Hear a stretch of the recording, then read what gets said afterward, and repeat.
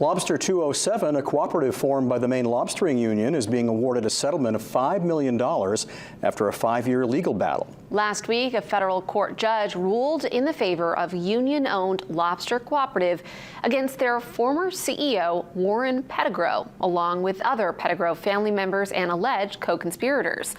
It all stemmed from Lobster 207 purchasing a Trenton Bridge lobster pounds wholesale unit in 2016 from the Pettigrews, and with Warren Pettigrew becoming their new CEO. Multiple court documents allege Pettigrew did not comply with non-competition agreements, not only allowing Trenton Bridge lobster pound to continue wholesale, but by upcharging Lobster 207 for lobsters they were entitled to.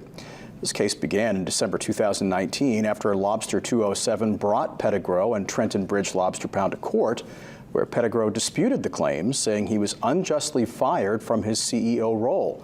Union leaders, along with Lobster 207's new CEO, held a media call today, saying they not only see the settlement as a win for the Maine Lobstering Union, but for the whole industry.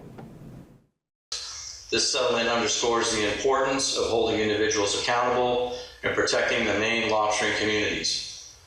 The Maine Lobstering Union and Lobster 207 Co-op reaffirm our commitment to safeguarding members' interests and ensuring transparency and integrity in the lobstering industry.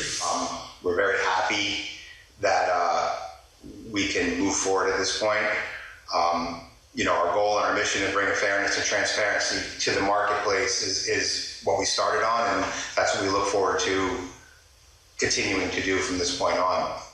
Representatives for Lobster 207 say they will use the $5 million settlement to help aid in the millions of dollars in damages they say the company endured over the years due to Pettigrew and Trenton Bridge lobster pound. Trenton Bridge lobster pound has yet to respond to our request for comment.